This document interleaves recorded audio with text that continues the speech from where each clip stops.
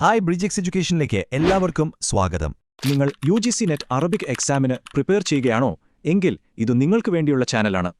Net സിലബസിലെ ഓരോ യൂണിറ്റും നമുക്ക് ഒരുമിച്ച് സിമ്പിളായി പഠിച്ചെടുക്കാം. അപ്പോൾ ഞങ്ങൾക്ക് നിങ്ങളെക്കുറിച്ചും നമ്മുടെ ഈ കമ്മ്യൂണിറ്റിയെക്കുറിച്ചും കൂടുതൽ അറിയാൻ ആഗ്രഹമുണ്ട്. ഇന്നത്തെ ക്ലാസ് എങ്ങനെയുണ്ടായിരുന്നു? ഈസി ആയിരുന്നോ അതോ കുറച്ച് ടഫായിരുന്നോ? താഴെ കമന്റ് ചെയ്യണേ. ഇനി ഏതൊക്കെ ടോപ്പിക്കുകളാണ് നമ്മുടെ ക്ലാസ്സുകളിൽ വേണ്ടതെന്ന് തീർച്ചയായും നിർദ്ദേശിക്കണം. ഇതുപോലെ ഓരോ യൂണിറ്റും കവർ ചെയ്യുന്ന കൂടുതൽ ക്ലാസുകൾക്കായി ഈ ചാനൽ ഇപ്പോൾ തന്നെ സബ്സ്ക്രൈബ് ചെയ്യുക. നിങ്ങളുടെ ഫ്രണ്ട്സിനും ഗ്രൂപ്പുകളിലും ഷെയർ ചെയ്യുക. പലതായി വിഭജിക്കപ്പെട്ട് എപ്പോഴും കലഹിച്ചു നിൽക്കുന്നൊരു നാടിനെ എങ്ങനെയാണ് അടക്കി ഭരിക്കാൻ കഴിയുക? ഇത് ചരിത്രത്തിലെ തന്നെ വളരെ സങ്കീർണമായൊരു ചോദ്യമാണ്. ആദ്യകാല ഇസ്ലാമിക ചരിത്രത്തിൽ തന്റെ കണിശമായ നിലപാടുകളിലൂടെയും വാക്കിന്റെ മൂർച്ചകൊണ്ടും ഈ ചോദ്യത്തിനുത്തരം നൽകിയ ഒരാളുണ്ടായിരുന്നു, സിയാദ് ഇബ്നു അബീഹ്. UGC നെറ്റ് പരീക്ഷയ്ക്ക് തയ്യാറെടുക്കുന്ന അറബിക് വിദ്യാർത്ഥികൾക്ക് എന്തായാലും അറിഞ്ഞിരിക്കേണ്ടൊരു പേരാണിത്.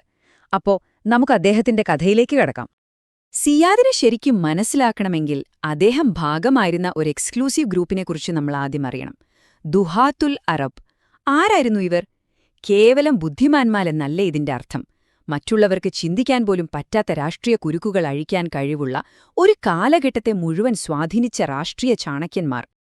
പ്രമുഖ പണ്ഡിതനായ അൽ അസ്മായി ഈ 4 പേരുടെ പ്രത്യേകതകൾ എടുത്തു പറയുന്നുണ്ട്. നമുക്കൊന്ന് ചിന്തിച്ചു നോക്കാം. ക്ഷമയോടെ കാത്തിരുന്ന് തന്ത്രങ്ങൾ മെനയുന്ന ഒരാളെ വേണമെങ്കിൽ നിങ്ങൾ മുആവിയയുടെ അടുത്തേക്ക് പോകും. പെട്ടെന്നൊരു തീരുമാനമെടുക്കാൻ കഴിവുള്ള ഒരാളെയാണ് ആവശ്യമെങ്കിൽ അത് മുഗീറയാണ്. ഇനി വളരെ സങ്കീർണമായ ഒരു പ്രതിസന്ധിക്ക് പരിഹാരം കാണാനാണെങ്കിൽ അംർ ഇബ്നുൽ ആസിനെ സമീപിക്കാം. എന്നാൽ ഇവയെല്ലാം ഒരുമിച്ചുള്ള ചെറിയ കാര്യങ്ങളിൽ പോലും ഒരു വിട്ടുവീഴ്ചയുമില്ലാത്ത ഒരാൾ വേണമെങ്കിലോ അവിടെയാണ് സിയാദ് വരുന്നത്. ലിക്കുല്ലി കബീറത്തിൻ വ സഗീറ. അപ്പോൾ ആരായിരുന്നു ഈ 4 പേരിൽ എല്ലാ കാര്യങ്ങളിലും വൈദഗ്ധ്യമുള്ളവനായി കണക്കാക്കപ്പെട്ട ആ വ്യക്തി? നമുക്ക് അബൂ മുഗീറ സിയാദ് ഇബ്നി അബീഹിന്റെ ജീവിതത്തിലേക്ക് കുറച്ചുകൂടി ആഴത്തിലിറങ്ങിച്ചെല്ലാം. ഇസ്ലാമിക ചരിത്രത്തിന്റെ തുടക്കത്തിൽ തന്നെ ആരംഭിക്കുന്ന നാടകീയത നിറഞ്ഞ ഒരു ജീവിതം. അദ്ദേഹത്തിന്റെ കരിയർ വളർച്ച വളരെ പെട്ടെന്നായിരുന്നു. ഹിജ്ര 1-ാം വർഷം ത്വായിഫിൽ ജനിക്കുന്നു. അബൂബക്കർ റളിയല്ലാഹുവിന്റെ കാലത്ത് ഇസ്ലാം സ്വീകരിക്കുന്നു. ഉമർ റളിയല്ലാഹുവിന്റെ ഭരണകാലത്ത് ബസ്രയിലെ ഗവർണർ അബൂ മൂസൽ അശ്വരിയുടെ ഖാത്തിബ് അഥവാ സെക്രട്ടറിയായി. ഇതൊരു വെറും ജോലിയായിരുന്നില്ല കേട്ടോ. ഭരണത്തിന്റെ തലപ്പത്തുള്ള ഒരാളുടെ കൂടെ നിന്ന് ഭരണതന്ത്രങ്ങൾ പഠിക്കാനുള്ള ഒരു അവസരമായിരുന്നു അത്. അവിടെ നിന്നാണ് അദ്ദേഹം അധികാരത്തിലേക്ക് കുതിക്കാൻ തയ്യാറെടുക്കുന്നത്.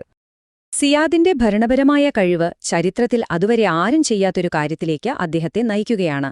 ഇറാഖിലെ ഏറ്റവും വലിയ 2 ശക്തികേന്ദ്രങ്ങളെ, എപ്പോഴും തമ്മിൽ തല്ലിയിരുന്ന 2 നഗരങ്ങളെ ഒന്നാക്കുക.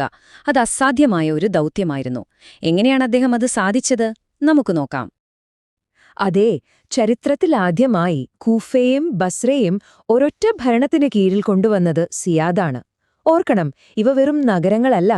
ശക്തരായ ഗോത്രങ്ങൾ, എപ്പോഴും കലാപത്തിന് തയ്യാറായി നിൽക്കുന്ന ജനങ്ങൾ, അങ്ങനെ വളരെ വോളറ്റൈലായ സ്ഥലങ്ങളായിരുന്നു ഇവ. ഈ 2 ശക്തികളെയും ഒരുമിച്ച് ഭരിക്കുക എന്നത് ചിന്തിക്കാൻ പോലും പറ്റാത്ത കാര്യമായിരുന്നു. പക്ഷെ സിയാദ് അത് സാധിച്ചു. മരണം വരെ ഇറാഖിൻ ചോദ്യം ചെയ്യപ്പെടാത്ത ഭരണാധികാരിയായി നിലനിന്നു. ഈ പുതിയ ഒന്നായ ഇറാഖിനെ അദ്ദേഹം എങ്ങനെയാണ് ഭരിച്ചത്? അദ്ദേഹത്തിന്റെ ഭരണരീതി എന്തായിരുന്നു? അത് മനസ്സിലാക്കാൻ അദ്ദേഹത്തിന്റെ ഈ വാക്കുകൾ കേട്ടാൽ മതി. ജനങ്ങളെ, ഞങ്ങൾ നിങ്ങളുടെ ഭരണാധികാരികളും നിങ്ങളുടെ സംരക്ഷകരുമായിരിക്കുന്നു. അല്ലാഹു ഞങ്ങൾക്ക് നൽകിയ അധികാരം കൊണ്ട് ഞങ്ങൾ നിങ്ങളെ ഭരിക്കുന്നു. ഇവിടെ അദ്ദേഹം പറയുന്നത് ഞങ്ങൾ നിങ്ങളുടെ സേവകരാണെന്നല്ല, മറിച്ച് ചോദ്യം ചെയ്യപ്പെടാൻ പാടില്ലാത്ത അധികാരം കൈയാളുന്നവരാണെന്നാണ്. ആ ഒരു ഫേംനെസ് അദ്ദേഹത്തിന്റെ വാക്കുകളിൽ കാണാം. ഒരു ഭരണാധികാരി എന്നതിനേക്കാൾ സിയാദ് ഓർമ്മിക്കപ്പെടുന്നത് അദ്ദേഹത്തിന്റെ വാക്കുകളുടെ മൂർച്ച കൊണ്ടാണ്. പ്രത്യേകിച്ച് ബസ്രയിലെ ജനങ്ങളെ ആദ്യമായി അഭിസംബോധന ചെയ്ത ആ പ്രസംഗം, അത് അദ്ദേഹത്തിന്റെ രാഷ്ട്രീയ ജീവിതത്തിലെ തന്നെ ഒരു ടേണിംഗ് പോയിന്റായിരുന്നു. നമുക്ക് ആ രംഗം ഒന്ന് മനസ്സിൽ കാണാം. സ്ഥലം ബസ്ര. വർഷം ഹിജ്ര 45. അവസ്ഥയോ പൂർണ്ണമായ അരാജകത്വം. കൊള്ളയും കൊലയും സർവ്വസാധാരണം.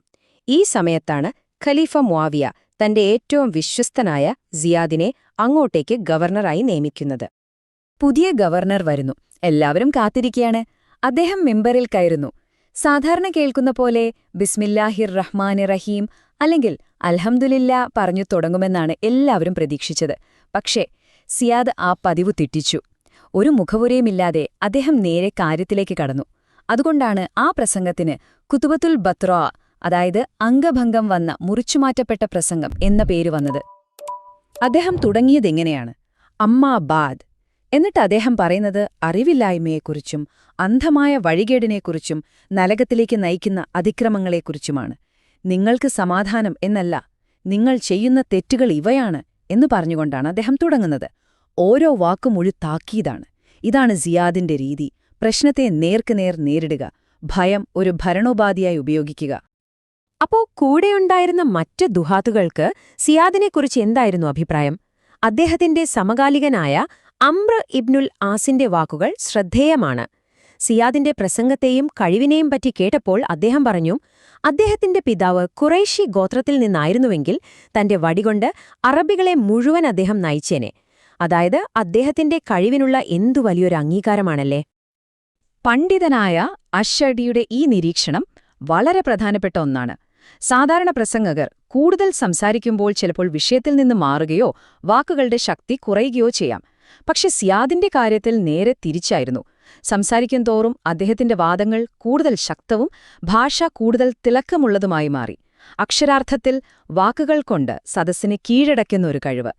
നിങ്ങളുടെ പരീക്ഷാ പോയിന്റ് ഓഫ് വ്യൂവിൽ സിയാദിന്റെ ബലാഗ അഥവാ എലക്വൻസ് ഒരു പ്രധാനപ്പെട്ട ടോപ്പിക്കാണ്. സിയാദിന്റെ സ്വാധീനം അദ്ദേഹത്തിന്റെ പ്രസംഗവേദികളിൽ മാത്രം ഒതുങ്ങിയില്ല.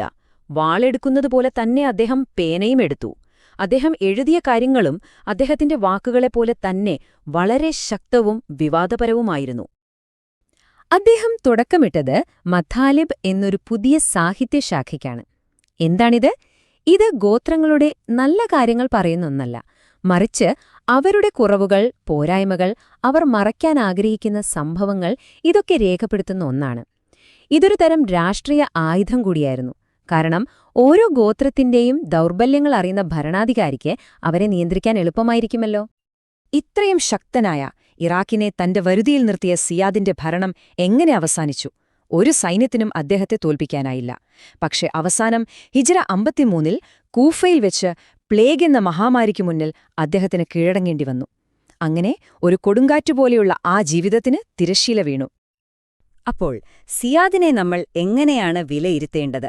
അരാജകത്വത്തിന് അവസാനം കുറിച്ച് ക്രമസമാധാനം സ്ഥാപിച്ച ഒരു മികച്ച ഭരണാധികാരിയാണോ അദ്ദേഹം? അതോ എതിർശബ്ദങ്ങളെ ഭയപ്പെടുത്തിയും അടിച്ചമർത്തിയും ഭരിച്ച ഒരു സ്വേച്ഛാധിപതിയാണോ? ചരിത്രം പഠിക്കുന്ന വിദ്യാർത്ഥികളെന്ന നിലയിൽ നിങ്ങൾ ഉത്തരം കണ്ടെത്തേണ്ട ഒരു ചോദ്യമാണിത്. അദ്ദേഹത്തിന്റെ ഖുത്ബത്തുൽ ബത്ര, കൂഫയെയും ബസ്രയെയും ഒരുമിപ്പിച്ചത്, മഥാലിബ് എഴുതിയത്, ഇവയെല്ലാം പരിഗണിച്ച് നിങ്ങൾ സ്വന്തമായൊരു നിഗമനത്തിലെത്തണം. സിയാദ് ഇബ്നു അബീഹിന്റെ പാരമ്പര്യം ഇന്നും ചരിത്രകാരന്മാർക്കിടയിൽ ഒരു വലിയ ചർച്ചാവിഷയമായി തുടരുന്നു. അപ്പോ നമ്മൾ പ്രധാന കാര്യങ്ങളൊക്കെ പറഞ്ഞു കഴിഞ്ഞു. ഇനി അടുത്ത സ്റ്റെപ്പ് എന്താണെന്ന് നോക്കിയാലോ? ഈ വിഷയത്തിലെ മെയിൻ പോയിന്റ്സ് ഒക്കെ നിങ്ങൾക്ക് ക്ലിയർ ആയിട്ടുണ്ടാകും അല്ലേ?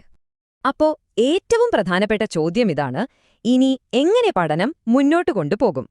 നിങ്ങളുടെ പഠനത്തിന് ഒരു മുതൽക്കൂട്ടാകാൻ പറ്റിയ ഒരു വഴിയുണ്ട്. അതാണ് ബ്രിഡ്ജ് 6 എഡ്യൂക്കേഷന്റെ ഈ പുതിയ പ്രിന്റഡ് ബുക്ക്. ഈ ബുക്കിനെ സ്പെഷ്യൽ ആക്കുന്നത് ഇതിന്റെ ഉള്ളടക്കം തന്നെയാണ്. നമ്മുടെ ഓരോ ക്ലാസ്സിലെയും പോയിന്റ്സും കഴിഞ്ഞ 5 വർഷത്തെ നെറ്റ് എക്സാം ക്വസ്റ്റ്യൻസും ഇതിലുണ്ട്. ഈ ബുക്കിന്റെ ഒരു കോപ്പി ഓർഡർ ചെയ്യാൻ വളരെ എളുപ്പമാണ്. ഓർഡർ ചെയ്യാൻ താഴെ കമന്റ് ബോക്സിൽ നിങ്ങളുടെ ഫോൺ നമ്പറും അഡ്രസ്സും കൊടുത്താൽ മതി. നിങ്ങളുടെ വിജയത്തിലേക്കുള്ള യാത്രയിലെ ഈ പുസ്തകം ഒരു വലിയ സഹായമാകട്ടെ. നിങ്ങളുടെ പഠനത്തിനും ശോഭനമായ ഭാവിക്കും എന്റെ എല്ലാവിധ ആശംസകളും. അപ്പോ അടുത്തൊരു വിഷയവുമായി നമുക്ക് വീണ്ടും കാണാം. Thank you.